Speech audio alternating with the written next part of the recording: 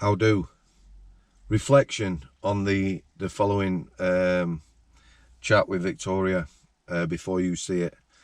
Incredibly interesting lady. She is incredibly unwell. Found her story fascinating. We've just touched on it really. You know, if there's anything in particular when I interview again you'd like me to ask, put your questions, that's our last wave in. Put your questions in the comments. Like I said, she's got a channel. I've watched some of her stuff.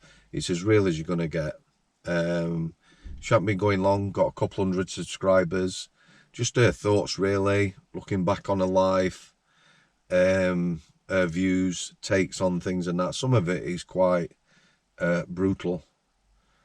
But it is what it is, that's life guys. So yeah, thanks for your continued support. Thanks to everyone who supports me on Patreon, bought me a brew, and thanks for your kind comments and support. I'll see thee. How do? Got drug dealers here, look. We're in a right good area. So hi. What? Gotta love where you live. We've got the drug deal, right, so that's a right introduction. So this is Victoria, yeah? We're all very quick to judge. Victoria. Frances Caroline Saunders. My mum thought I was going to be a doctor and not a prostitute, obviously, with that name. Prostitute, working girl, lady of the night. So Victoria. That works every day. Victoria has been a working girl most of her life. Equally long relationship with drugs. Definitely. Could say that. Mostly heroin, yeah? Yeah. I started off on heroin. She is stage 4 COPD. Which is not good, is it, love? No. Difficult to breathe in. Obviously, you smoke and you smoke the drugs as well. I do, so I could help myself. I don't want any sympathy off anybody. It's stage 4. It's like cancer, so basically diagnosis is not good. No. Everybody's different. You can't say like how somebody might go stage 3 and be on it for years. So how they diagnose you is through like breathing tests, yeah. And how often you have what do you call them, chest infections and things like that. So you went from stage 3 to stage 4 very quickly, didn't you? Yes, yeah, I did, yeah. But they're not going to say to you you've maybe got a couple of years to live. Yeah, no, they have. Is that what it? Yes, I will work my way. When I last went, they said to me that I'm just at the start, and roughly, and it'd take about a couple of years, and I'm at the end of it. And how's that make you feel? And that's it. But the way I smoked drugs, I've definitely shaved a year off that. Really? Definitely. So we'll go back. We're doing a bit of an introduction here. Victoria's got a channel. The channel is called Flying High, Living Low. Flying High, Living Low, because you know, we just had a chat now. This lass has had quite a lot, really. You've been in some places where you've had. Yeah, you can't blame anything. There's nothing to blame why I'm taking drugs now. That I'm doing it because I want to. Oh no, really. Yeah. But you have been in a position where you've had cars, holidays. Oh God, yeah. Plenty of money. Sugar daddy bought me my boob job. I've had everything. That's why I called it. Like, in case people don't know, what is a sugar daddy? Someone who's got a lot of money, in my opinion. Not just somebody who'll come and drop your money off and put money in your bank. I mean, like this man was a billionaire. He lived in Gibraltar, and I met him at a massage parlour. And yeah, it just paid for my bills. So obviously sugar daddy is someone who pays whatever you want, really. Gives you whatever you want. And is that what he did as well? Yeah. He running couldn't, and he weren't that bad looking, so he didn't have to put a bag on his head while walking down Bond Street holding his hand. You know what I mean? He weren't alright actually. To be fair. And I'm just so materialistic, and I didn't even have to do it for it. I met him in Diplomat in Sheffield. Yeah. And he had a service, and I was moaning. We were swapping numbers, and the phone had broke. And he says, "Oh, I'll take you shopping to Leeds, and I'll buy you one." I thought, you know, because people say, things all the time to do when you're in that job. Oh, you know, I'll take you shopping, or, you know, and you just take it with a pinch of salt. And anyway, I met him and he took me shopping in Leeds. And on the way to Leeds, he said, "Why do you do what you do?" And I thought, I can't tell him yet that I'm a fucking raging crackhead, you know. I said, so I want to buy it, have a boobs done. He went, "I'll pay for your boobs." So about 2 weeks later, we went to Claremont Hospital. Claremont Lodgemore? In Sheffield, yeah, sorry. Yeah, I know where that is. It's lovely there. Oh, it's beautiful, yeah. Went there, paid for it all in £50 notes. And yeah, my boobs. So people, why didn't you stay with that guy then? You know, was that an option? A hell of a lot happened with it, more than what we spoke about earlier. But in brief, really, I was smoking a lot of drugs, and I was being sick all the time, and I thought it would just, because my body had just had enough. You know, I weighed about 4 stone, and I'm not kidding. You're only tiny now, aren't you? Oh, now I probably weigh about that as well. I went into hospital not so long ago weighing 4.5 stone. The drugs have impacted your health massively, haven't they? Yeah, but a lot of the weight loss, because I do eat, a lot of the weight loss really is from COPD as well, though, to be quite honest. Yeah, it does cause weight loss as well. But yes, but I ended up, cut long story short, I found out I was pregnant with my son, and my youngest son. And I had to choose whether to have everything I've ever wanted or have my son, and I chose my son. So I suppose really my son's worth millions. It could have been worth millions, couldn't you? And, you know, we've already said, you know, you don't sort of regret anything you've done in your life, but you look back at that point and possibly you could have... I can remember sitting at Chesterfield McDonald's and him saying, "I'll give you £500,000 to leave me now." And I said, "No, because he divorced his wife, love, we were going to get married." And like people say, "Oh, will you take that £500,000? Well, no, because I was seeing do you get what I mean? Yeah, I do. Being in your position, though, I think a lot of people at £500,000 had... Yeah, I know, but he had... It was a billionaire, love. And I know people are probably going to watch this and think, oh, well, when I had him build, it does online gambling. He builds like sites, like, fucking hell. Well, they're everywhere, aren't they? Yeah, they're in my junk mail, email. Well, this company's called St Minver, which you can Google it. I'll not say his particular name, but, you know, it's St Minver, and they do... like Pocket Win, Mr. Spin, you know, Dr. Slot, big all money, that. Innit? And when I had my boobs done, I used to have blonde hair, and he made it, you know, like when you do slot machines, and then when you'll get a feature, and you might go down a cave and pull do you know what I mean? And this one, it were a cave game, and this woman, she had big boobs, the cartoon character with blonde hair, and that's me. He did that for me. Is that what he did? Modelled it on me. But yeah, I couldn't even pass my son off as his because we didn't even have sex. Never. Never So slept he with him. was wanting you to basically go away with him. He was showering you with gifts. He was going to pay for me to... No. He believed it was quite... Because I believe things happen for a reason. Yeah. And he was very much like that. And he believes that he was sent to help me.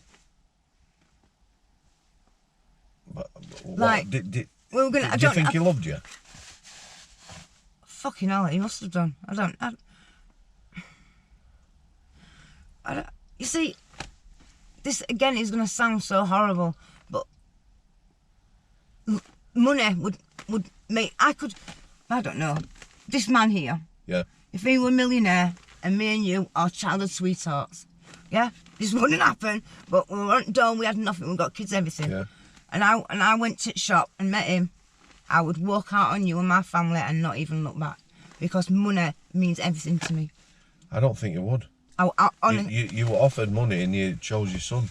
You've said that. Well, we have chatted only today, briefly before this. Yeah, This last is super interesting. I totally get where you're coming from, but when I don't mean it as ruthless as I sound. What I mean is, I would walk out, and to me that's being apart from that family, that little connection there. Yeah. You would come back with everything, and your family would have everything after. Do you get what I mean? I do, yeah. Sacrifice, isn't The it? thing is, you've earned a lot of money as well, haven't you? As a working girl. Well, he Thousands. used to give me £4,000 a week just to sit on, you know, like when you go on to bingo sites. Well, I don't know if you go on them.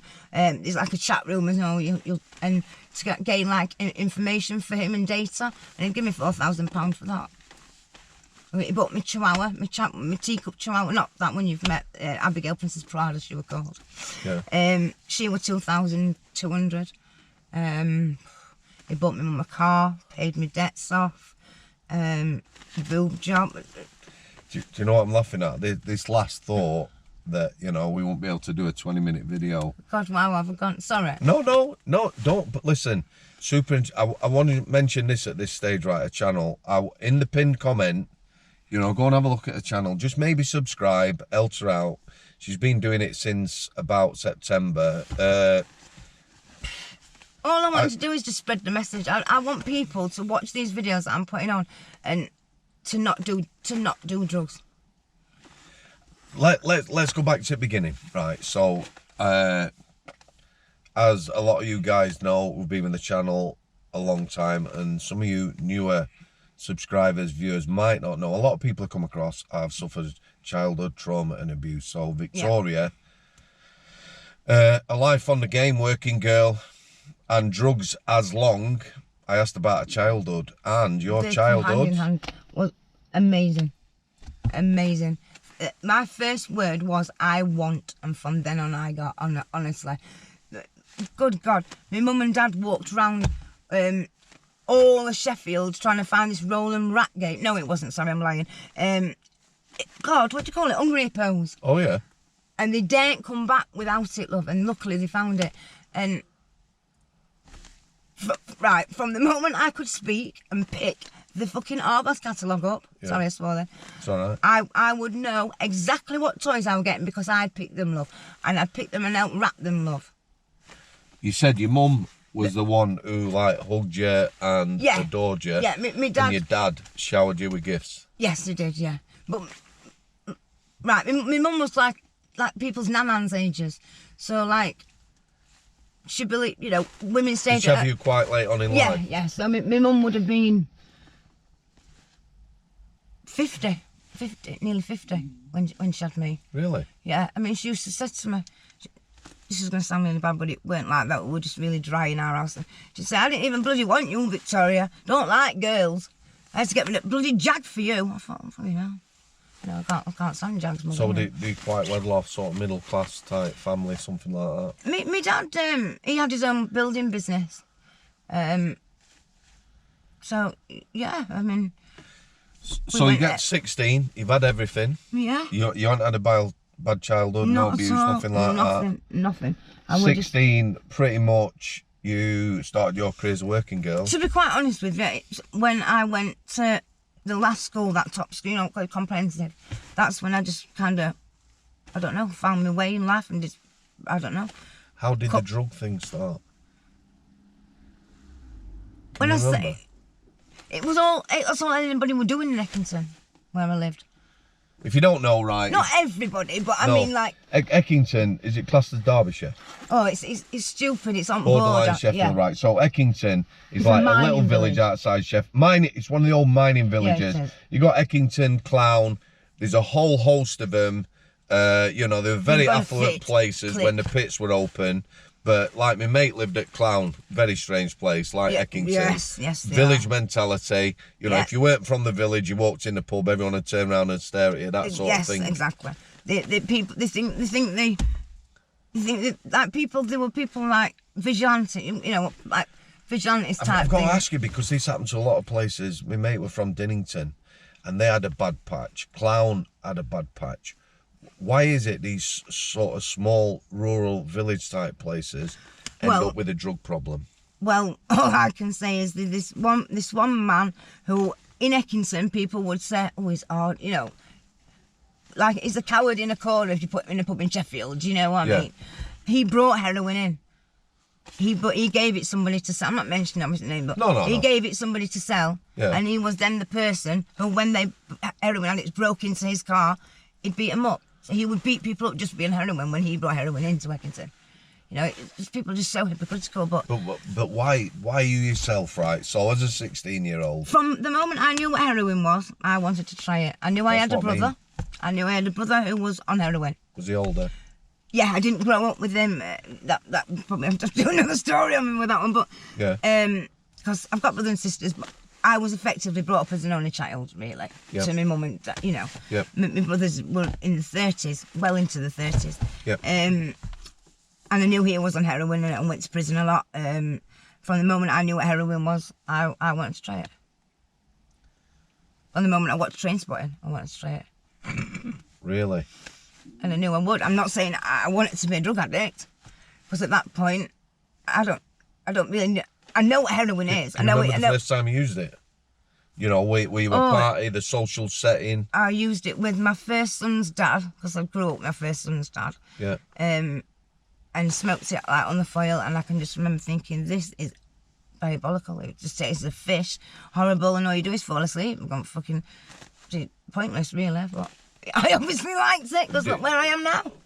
Was that it? From that moment, you just... No, I'll have had it just... Because I wouldn't have had any money then, really. Do you know? Yeah. Like, at the very first, obviously, I didn't, try heroin and then go and be a prostitute, you know. They were close together, but they weren't that close. Working girl, let's use working girl. Okay, sorry. So, when you became a working girl, how easy did that come about again? You know? Right, okay. Well, I'll tell you, from the moment at school, in junior school, they ask you what you want to be, careers day. Everyone was saying doctors, whatever. I put my hand up, love, and said, I want to be a prostitute like Julia Roberts in Pretty Woman. And they had to call me mum. So, it seems to be what videos I was watching at that time, doesn't it? Yeah, Trainspotting. Thank fuck I didn't watch Animal Farm. Christ knows what I'd be. And I bet it wouldn't have been a vet. No, it wouldn't. Animal Farm, for those who don't know, is a porn film that used to be about. A porn film that used to be about, and really, it's not something. No, it's not. The clue is in the title. But so where did it go then? Because you've told me, you know, so 16,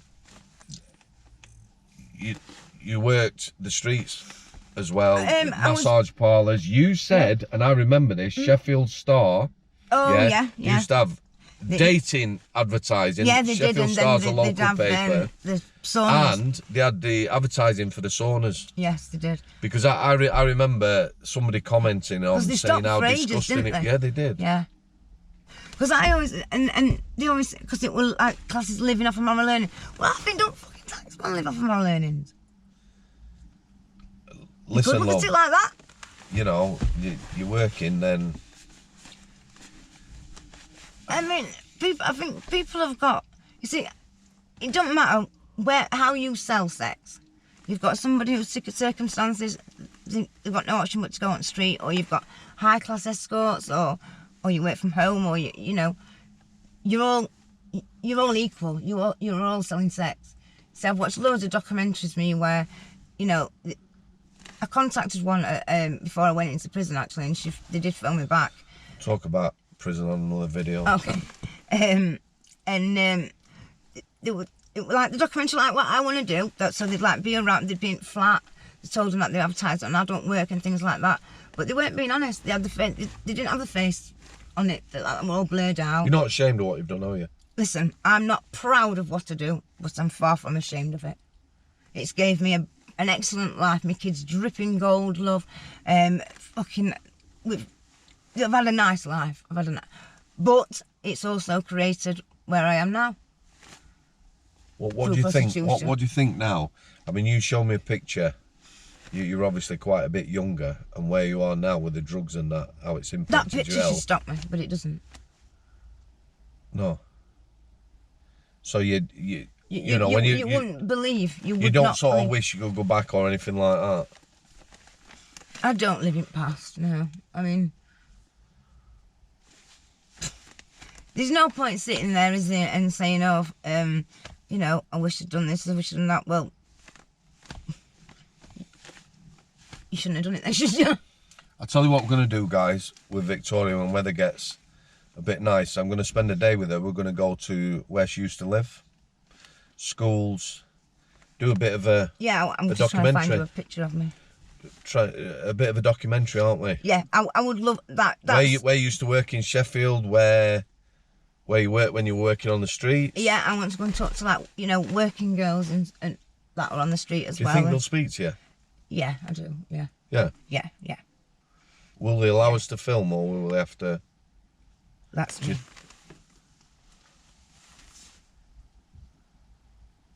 Totally different. I know. And when was that? That'll tell you. 2012, that. 2012, yeah, so just 11 years ago. Yeah. That's Abigail Princess Prada. Has the COPD aged you, affected you, made you... Well, you know, like you said, you've been in hospital. I said I paid thousands to get this disease. Yeah. And can I ask you, is there any... So if you stop taking the drugs now and stop smoking... It would prolong my life. Prolong it. Would it be any better quality, though? Or... I'd be able to breathe a bit better. But I don't want to. I obviously don't want to. I'm not going to sit there and say, oh, I can't, you know, I need this and I need that, I need somebody to help me. I don't. I'm a big woman, I'm a big person, and I got myself here. If I wanted to, I can get myself out of it. And I clearly don't want to. Clearly, right here, right now, today, I want to do it, or I wouldn't do it. What would you do now if you had the power to do something about addiction? We talked briefly about that, haven't we? You know, have you sort of got a game plan? I'd love to work. How would I have stopped you using heroin? You said you wanted to use heroin. Me, I knew what it was. I've never been tempted. It's like the government. They're investing like loads of money into it. I'm not going into it because it'll bore you, but investing more money into it. It shouldn't. That to me, right there, that statement tells me that hasn't been a priority for years. Then, no, it shouldn't need money invested into it. Don't you think we should be educating kids on drugs? That's exactly what I was about to say. Explaining in school what they are. That's what we need. You need to stop. You need to stop it in its tracks. And the only way you see what I'd love to do, and if anybody who's watching this can tell you, to email you or whatever, to put this in place, what I'm going to say now, I would love to go into schools and, because obviously government are going to have like data, you know, gathered data. So you're going to look at when most people try first drugs. So let's say they're 13, for argument's sake. Yeah. So I'd go into schools, and from 13, I would for a week do a drug a day, 2 drugs a day. So like heroin in the morning, for example, and crack in the afternoon, let's say. I'd take with me someone who's addicted to crack and still on it. I would take somebody who isn't addicted to crack, who's got off it, and I'd let them speak. I wouldn't use all big words, I would speak on their level. And then when I've run through all the drugs, I would then take them off campus, and I'd take them to rehabs, where people are literally soiling themselves. I would take them to prisons. I wouldn't just say, oh, this is where they do gym. I would fucking lock them in the cells. Same as me, love. The same as me. That's what it needs, shock treatment. It's like, you know, take people, even if it was documentary wise, because they probably won't allow you, right, okay, this is where I used to work, my name's Victoria, this is where I used to work. So you go on the streets with a working girl, show them the needle, show them everything. Exactly, that's what he's doing. And I kind of, not nicked this idea, but tweaked it a bit from a documentary I watched over in America, so I don't think they do it over here. But the way they collect some money for homelessness over there and drug users is you pay, say, for argument's sake, it was $60, but so let's say £30 here, and you go and live like a homeless person for a night and a day, and you're given tasks. So you go at night, you know, you get to know all different people in group. You even change your clothes into like homelessness people. You brought sleeping bags and stuff, and obviously it's got to be safe for the members of, because you're not really homeless. But is it to give people an experience? Yes, right. So then you stay there. It's in like it'll be fenced off. Council will probably have to give you the. Do you know what I mean? Yeah. And then the next day, you send them out and they have to get food. So I'd send them out and they've got to come back with £10. They can't steal. I haven't tweaked it fully, but what I'm saying, obviously, when they come back with that money, it then goes back to the charity, obviously. That's what people need to be doing with the children. Things like that. I haven't talked about it a long time, because I used to go about it all the time, but for me, I would definitely keep it real. Like you said, take people in the eyes, show them the reality of it. You can't just sit there to kids and say, well, I can't even remember drug education. I think we did it for one morning, and the were drugs in a box, I think, and it were, yeah, but as a kid, this is heroin, this is what it does to you, and you're going to get addicted. Me? I can't fucking remember it. Me, put me a film on, overhead projector, I turn off, fall asleep, waste of time. Put somebody in front of me talking. Exactly. Like you. Yeah. About your experience. Well, we've just been talking ages in man before we even come down here, didn't we? Yeah, No. Can I ask you something? Obviously, like, you're still using drugs now. Yeah. Crack and heroin. Yeah. How do you function? I can't function without it. If I was taking what you were taking, I'd be in a coma, wouldn't I? I don't know. I've never taken anything like that. No. Oh, you don't want to, obviously. But this is going to sound really, really, really stupid. But when I get up in the morning and I can't breathe, I can breathe better having a pipe of crack. And people are going to comment about that. Whether that's psychological, but my body, you've got to take into consideration, my body has had these drugs in its system every single day, and a lot of them every day for years. Have you ever OD'd? No. I mean, you can. Okay, so forget all the past. Have you never mainlined it? I have done it. Yeah, I have done it for a long time. No. So basically, I think to be honest with you, because it's beautiful. Don't do it, but the feeling is, I think the only reason why it wouldn't get hold of me like that is because of the job I do. I can't have track marks on my arm. No. And I think that's probably, because everything I do, I do to the extreme.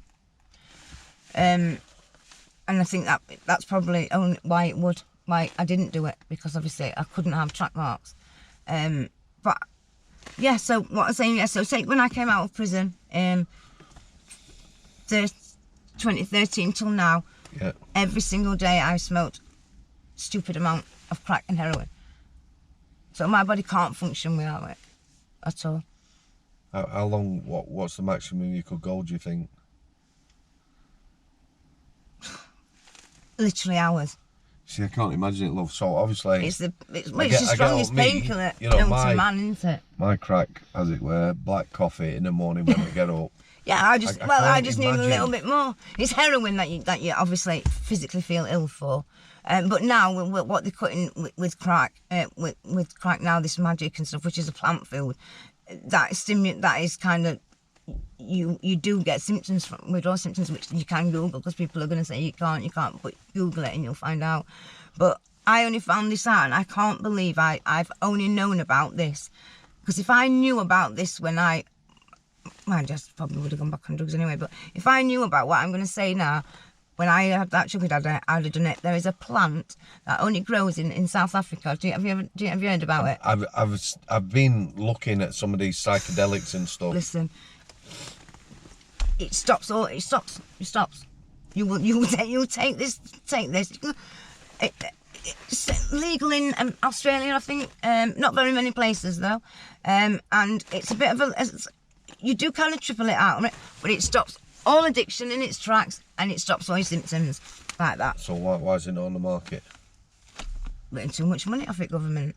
You think of how much money little me creates. Every time I go and get my methadone from a chemist, not me personally, but I mean like drug addicts. Are you on a methadone script? I'm not now actually. No. What do you think about the methadone program? Methadone's just a stand-in. and that's all. People I've met before, like Tony Wilson, if you see this, Tony, he said if he could get heroin, sometimes people he knew who were desperate, who couldn't get heroin, he'd give them their methadone script. Yeah, exactly. Methadone, it's worse than heroin. It's worse. It sinks all into your bones, and it's slow releasing, you see. So I know all about methadone. Yeah, I mean, in prison, you know, they were all for it. Stopgap, isn't it? Yeah, it is. It's not dealing with that. I've said a lot of times, they used to have the DF118. Oh, God, they're horrible. They don't do anything. Yeah, no, they don't. Do the rattle. Yeah, but here's the thing, love. I've spoke to people, and, you know, human rights, it's criminal that, but lads had come in, do the rattle, put weight on, good at gym, they'd leave prison, methadone, they come in looking like shite, and they go out with no teeth. Looking even worse. No, but this plan, I want it. You can, there's clinics over here where you can go, and they'll organise for a detox. People aren't interested, are they, love? But for me, no, because you know, we've talked about the money. I've told you, I've seen lads who've been to prison 40 times, 3 months at a time, at a cost of like 15 grand. Exactly. So okay, you are the person to ask them. So how much? So let's say I went to detox for a week. Yeah. You'd need more, but let's just say, yeah. How much is it going to cost for the government to keep me in prison for a week? Well, now to keep somebody in prison, if take an average, it's about 40, 50 grand, nearly grand a week. So that money there could pay for at least 4 people's rehabs. Yeah, of course it could. They're not interested in doing that, are they? No, they're not. You see, for me, no, they're not. For me, the lads when they come out, they need some purpose. I'd make them work me. I would help them best I could. You know, if you could get them a plan or put them through therapy, but they need to be doing something. Exactly. You can't just send somebody out. It's like, oh, I could get the best rehab in the world, but if you're going to send me back here, I'll give myself an hour. And then use again. How easy is it to get drugs around here, love? Listen, I have to walk further to get a fucking bottle of milk, love, than I do. There one and there another. I'm in the middle of both. Big deal of either side of me. Are pretty much these flats full of people that are all them people you see walking there, they've just been behind that door there. I don't know where we are. You know, it's... Nobody's interested though, are they? No. And they just think, oh, fucking leave and they don't deserve. They don't. You need to stop. When you look at somebody and you think that, because people look at me and think, oh, because they're on drugs. Because I am thin, but I'm not. It is drugs, but a lot of it is my illness as well. I'd rather them come up and say, why are you so thin? Are you on drugs? I would rather someone do that, mate, than just stare at me. People are judged though, aren't they? Yeah, I mean, when I saw you, I was shocked how tiny you are. you are tiny, yeah, and I obviously had no idea. However, right, so now the conversation's flowing. What we're going to do, we're going to come back and we're going to do a couple more videos. Yeah, I'm going to talk to you about prison. Yeah. Female prison from your perspective. Yeah, you are. When the weather gets a bit better, we'll spend a day. Yeah, that's like on my bucket list. That is for you, innit? Yeah. You want to go around the places, I'll film it. Channel 4 want to take it off us, but it's mainly for me, yeah. Yeah, Channel 4, anybody if you're watching. Victoria, the documentary. But no, it's just me. I want... Just something I want to do. Thank you. You're welcome. Cool. Victoria, we'll be coming back interviewing her. Pinned comment, I'll put a link to her channel, go and have a look. It's real as it's Oh, that's me showing me. You can't see it though, can we? No, I don't think. Which one can we do? That one? That's bright. Are we in the right place? That's what I wear, and this is what I am now. Don't do drugs. I don't want you can see it. I don't want you can see it, guys. Yeah, I think they'll be able to see that. Can. Cool. Victoria, thanks for your time, you're love. Welcome, love. It's been a pleasure. I'll sit there.